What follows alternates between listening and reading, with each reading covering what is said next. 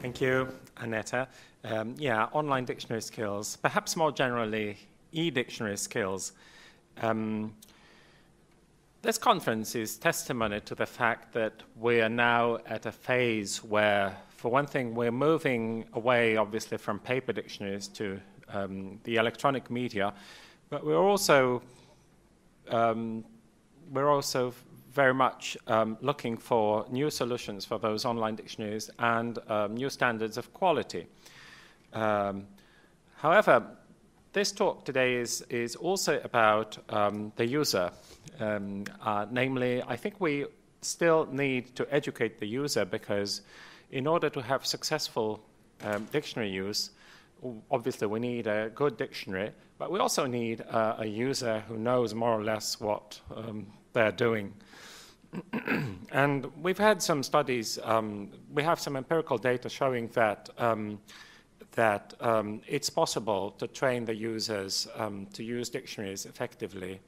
However, most of these studies do not address electronic dictionaries. And in fact, dictionary skills in general are still, what we have is mostly about the print form and not much about the electronic dictionary. So I wanted to venture in this direction here today. The first question to ask, of course, if we want to teach people dictionary skills is, what are those dictionary skills?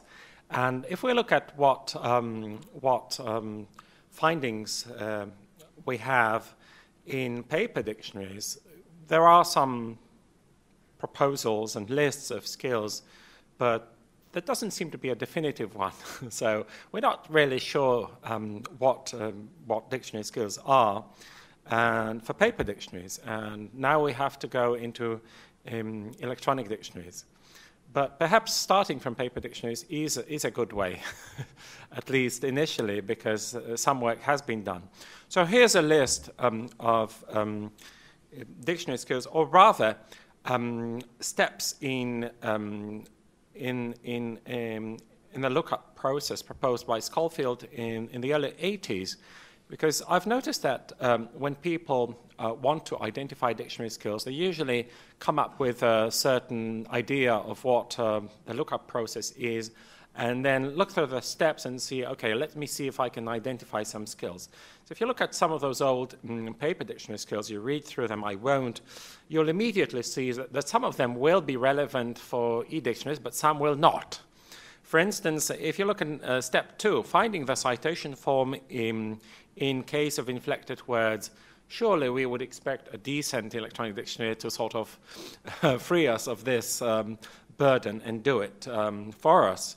Likewise, number 3, searching the unknown word in the alphabetic list.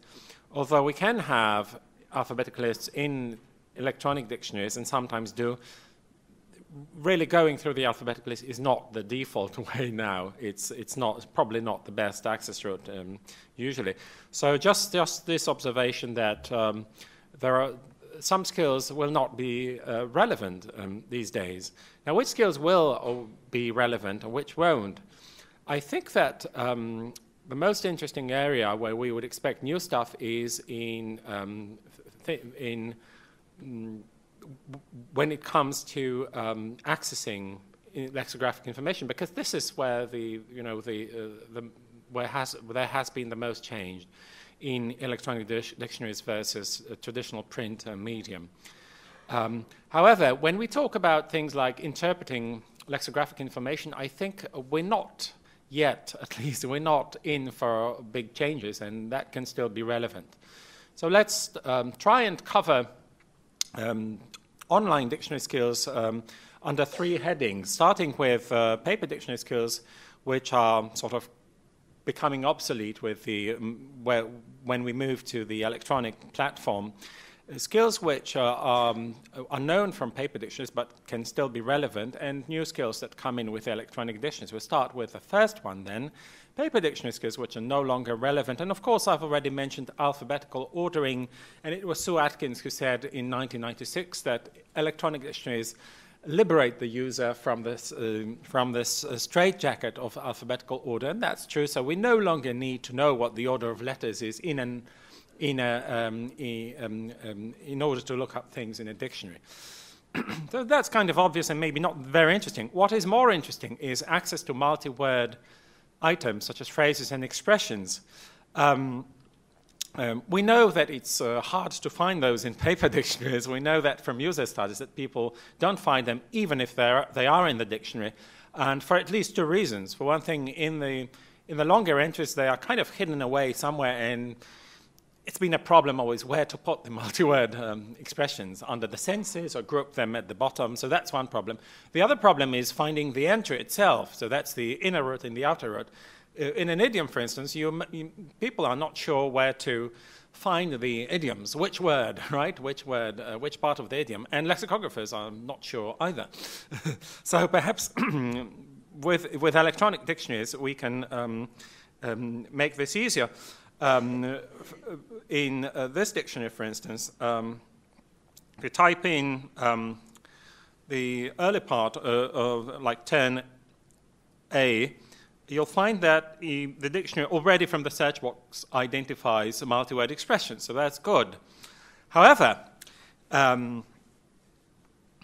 the problem hasn't been solved because the problem with multi-word expressions is that they are not very stable. They tend to be very variable, so there may be different verbs, and the user may not be remembering exactly the citation form. So, for instance, turn a blind eye to something, but what if they don't remember that the verb is turn, they just remember something about the blind eye?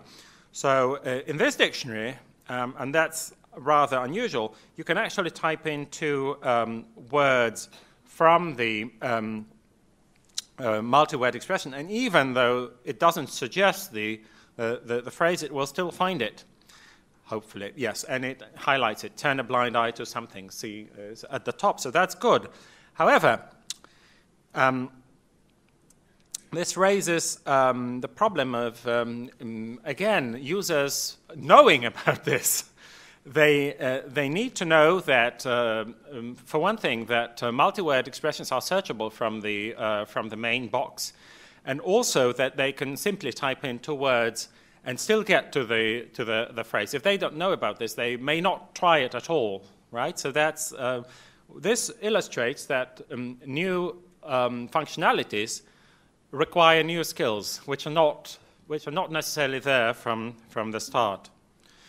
So moving on to skills still relevant in online dictionaries, if I can revisit the most comprehensive list so far of dictionary skills proposed by Hilary Nesi back in 1999, she had 6 groups of skills. Group 4 was interpreting entry information, and this was about just understanding things like etymology, pronunciation, different components of the entry.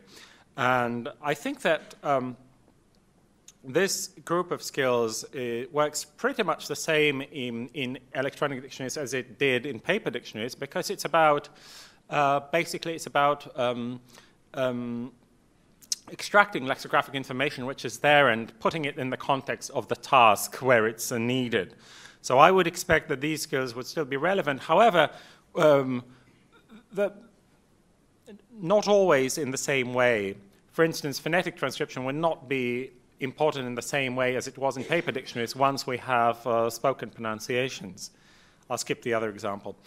Another interesting cluster of paper legacy skills which Hilary Nesi had were meta-lexicographic skills, so sort of like meta skills or awareness of dictionaries, which can, I think, be broken down into sort of declarative knowledge about dictionaries, what dictionaries are out there, what's in them, and also the operational knowledge of being able to choose dictionaries using this knowledge, which would work well in a given task. So with online dictionaries now sort of multiplying and proliferating everywhere, everyone has access to many more dictionaries than they had in the paper age. So that, combined with the fact that many of those online dictionaries are poor quality, and the users don't always know they are poor quality, could create problems, namely finding the best dictionary for the task might really be a bigger problem than it was in the past. However, I've asked myself, do we really need the best dictionary for the task? And maybe, thanks to the fact that we now have quite a few, at least for English and for the major languages, we have a good choice of lexical tools, and some of them really are quite good at adapting to different tasks and situations. Perhaps there's a good chance that we will find a dictionary that's good enough. Not necessarily the best one, but that's good enough. And I think that's sufficient.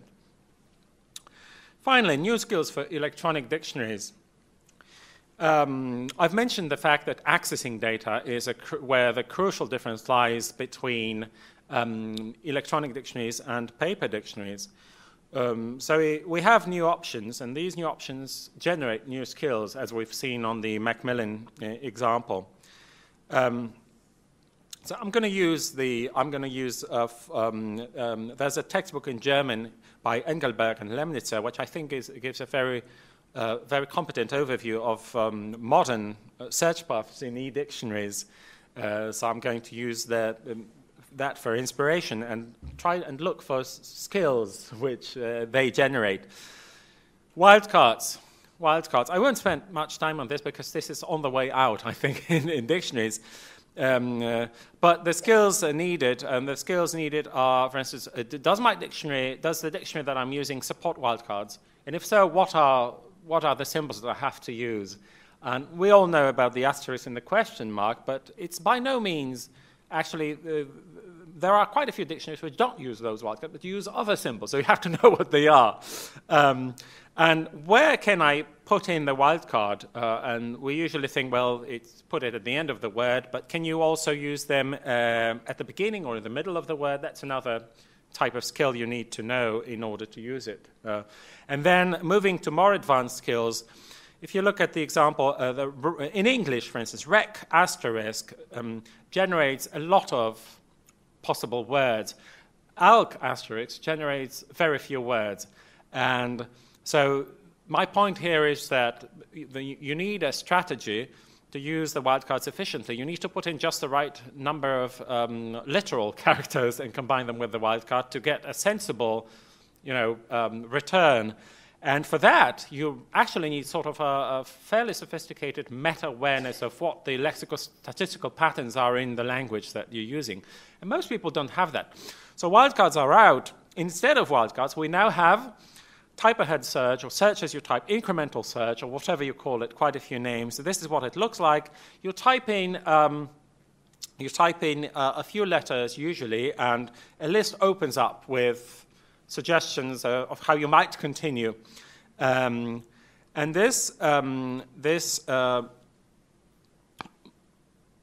well, users also need skills for this. They do, because they need to be prepared that a list like that will open, and they need to know what to do with it. Do I use the mouse? Do I keep typing? This is an important skill. I can and should keep typing, right, to get to narrow it down further. And some people may not know this. Does the list include multi-word expressions? Some do, and some don't, right? So I need to know that for this Boolean search. The formal logical operators and or not, conjunction, negation, disjunction. This is out also because we found that people don't know how to use it. Most people don't know how to use it. They don't find it really user-friendly. So that's also true in human-computer interaction in general, not just in online dictionaries. And that's why search engines largely discontinued supporting this explicitly. And rather, the way to go is to use natural language queries. And so perhaps dictionaries should do that. I will revisit this later on. Then knowing which search option to use. Sometimes there are alternative search options or search modes, and you need to competently select the one that you want. Fuzzy spelling search. Well, many people are poor spellers, so they lack certain skills, spelling skills, and the electronic interface comes to the rescue by providing the did you mean function, which, for instance, if I search for tenuous but misspell it very badly as tenus, right, it will still find it, hopefully, this is in position 8. But again, you need to know that you should be looking down the list and looking for those words, which seems, it is a skill. It's hopefully easier than knowing how to spell it to start with. That's where progress lies, to make skills less demanding, right? Get rid of the more demanding skills and replace them with easier skills. Filtered search. In order to use the filtered search, you need to know what the categories are about. And hopefully the users of the OED, this is the example, know the language of origin, they know what to do with it because they are expert users. But it's not necessarily the case that each filter categories in all dictionaries make sense to the user. They need to make sense, so that's the skill. Other search options, for instance, people who play word games, they sometimes use anagram search, which is available in some dictionaries, and they usually, have a thing about liking words, and they know what they're doing, so they're usually quite good users. So we don't have to worry about people who engage in word games. Sound search. Early electronic dictionaries had sound search implemented as requiring the user to type in phoneme symbols. That was very hard, very hard. It doesn't work because people are not aware of the phoneme symbols or of the phonemic makeup of a word they are looking up. Well, today, of course, we have the new way to go is audio search. You just speak the word into the microphone, into the dictionary, or play it back if you have a recording. If you happen to be, for instance, watching a movie and play it back, the problematic fragment. And of course, there's a host of problems like in voice recognition, in such speech to text, such as foreign accents or individual accents, but we're getting better, so that I think that's a good way. And it requires fewer skills. Index-based search. Some dictionaries have indexes just like print dictionaries, and also letter sections, such as this one from Ilan, thank you for the link. That provides a good example. You have letter sections, and this it really is an online equivalent of the thumb index, right? So people should be fine. It's harks back to the paper dictionary. But in electronic dictionaries, it doesn't. It only makes sense if it's a relatively small dictionary to go through those letter sections. It won't make sense in a huge dictionary. External text search. We are often immersed in some activity, for instance, online reading in a browser, and we need dictionary lexicographic help or lexical help. So today's technology provides dictionaries which can help. For instance, just in a browser, you just click on the word or double click on the word, and the definition or equivalent pops up. So the skills needed are rather minimal. You need to know that you have to click or double click, know which one it is, on the word that presumably is the locus of the problem, and the dictionary should provide the rest. Ideally, the dictionary should be able to reduce to the citation form, and even better, look at the context and try to only return the meanings or senses and uses that are relevant in this context. So that we're getting there, I think. The other thing that I thought about was that, well, I mentioned this, new affordances or new functionalities kind of come up because there is a need to compensate for a certain deficit in skills. So like being able to spell perfectly is a very demanding skill which people rarely have. So if this is replaced with the did you mean function. And hopefully, I mean, we see that there is progress if the new skills are less demanding than the old skills. But it's also the case that electronic dictionary skills tend to be less universal than paper skills because there's a lot of different technology, and what works on one dictionary will not work on another dictionary. With paper dictionaries, it was slightly more similar, I think. So that's a challenge. And my final section tries to link online dictionary skills with more general internet skills, or rather computer-mediated information retrieval. I've searched that literature a lot, looking for inspiration.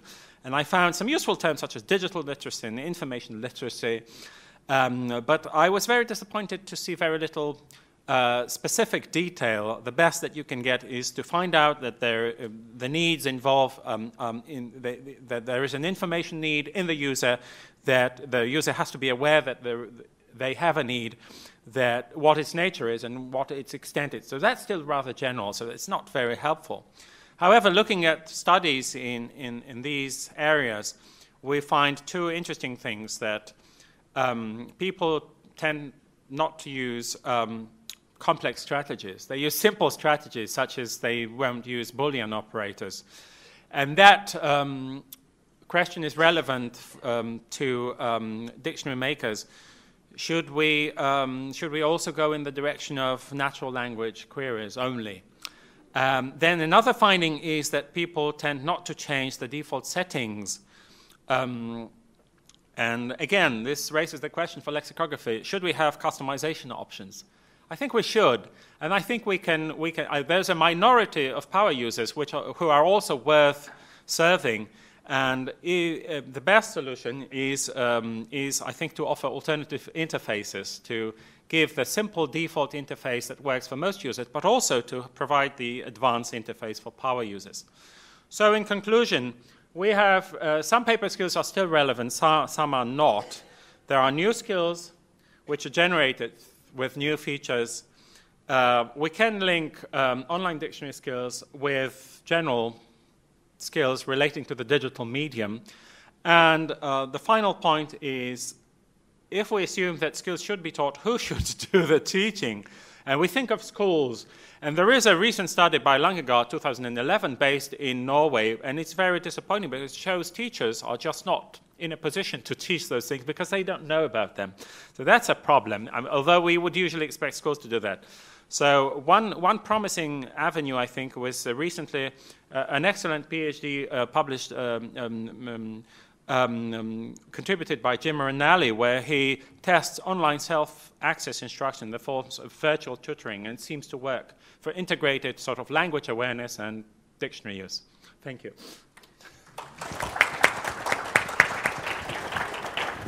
Thank you very much. I'm really sorry you had to rush through because there were so many more interesting things on your slides, which I didn't find time to read. So they'll probably be in the proceedings, hopefully. Yeah. Okay. Are there any questions or comments? Michael has one. Yeah, I'm quite skeptical about the idea of teaching people new skills. I'd look at it the other way around, which is that people using the web already have a lot of search skills, and that there are increasingly quite familiar conventions for, I mean, you were saying, for example, users of a dictionary like Macmillan would need to know that they could search for an idiom by bunging in a couple of words. But that's how people search on Google, and our great principle always is to try to make the design and the skills and the icons we use and so on conform as far as possible to what people are already familiar with on the web. So that, you know, just those icons for collapsing things and opening them out and that sort of thing. And just to, in a way, to exploit the fact that people already have quite sophisticated search skills. And if you can make your dictionary conform to those ways of doing things as far as possible, then you don't need to teach them anything new. Mm-hmm. Yeah, yes, you're right, except I'm also thinking of the young people and all of the more sophisticated things that a good lexical tool can give you, which people are generally unaware of. And if you look at Jim Ranalli's study, he also diagnoses those problems. There's a lot of improvement. Most studies that involve teaching sort of sessions, even short teaching sessions, show that there's a lot of improvement. People can learn to use them more efficiently, so I think it's worth doing. Here's another question there also. Greg. Thank you. Just a brief, is it on? Yeah. Just a brief comment on information literacy. It's actually a fairly large subdiscipline within information science, and there are quite a number of different frameworks and models and whatever. So information literacy does not encompass only the search skills and all the search algorithms and how do you use wildcards and blah, blah, blah, but also evaluation of information sources and resources and the end product. So I think one can learn quite a bit from standard information literacy skills combined with what Michael has said in terms of general internet search skills and so on. Mm-hmm. Thank you. I am aware I didn't give justice to all the interesting findings within the information science and information technology. There was just no time. I've read a lot, but most of it tends to be quite general. Okay, I think you had a question.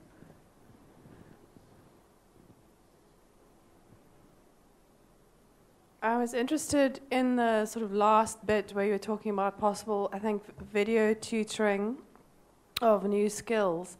And I also had a thought similar to Michael's about whether we need to teach digital natives this sort of skill, and whether perhaps things like tips, like tip of the day, in fact is a better way potentially that pops up in your face than a section which says, learn how to use the dictionary best. And I'm just thinking of the print way that we usually put in a nice big fat section about how to use this dictionary best, and I'm quite sure that almost nobody uses it. So I'm just wondering about your thoughts about the best way to teach these skills, whether it might be covert rather than overt. Yeah, that too. Although, I mean, with digital natives, I think we should take advantage of the educational system. That's what it's there for. And although digital natives are good at doing some things, their skills tend to be quite selective. There are some things which they don't know about, and they should be made explicit. And of course, covert, well, if something pops up and sort of smartly monitors the user behavior and suggests other ways of doing things is of course a very good way. So I agree with your suggestion. Is there anybody else yet too? Just a simple comment. One of the most important things to teach digital natives is that Google doesn't have all the answers. It's true. Okay, in here. Yeah, thank you for your thought-provoking talk. Of course, the skills itself is, I think, just the tip of the iceberg, of course. What needs probably to be taught is that dictionaries have information that other places don't have, that Google doesn't offer, and that's something that it's not a question of teaching online dictionary skills or print dictionary skills, but what a dictionary can offer that everything else doesn't offer. So that's maybe where teachers can come in. Definitely. That's just a comment. I understand. Yeah, I agree. It seems to be a very final comment to our discussion, and we need to stop anyway so that people can again change their rooms. Thank you again, Robert.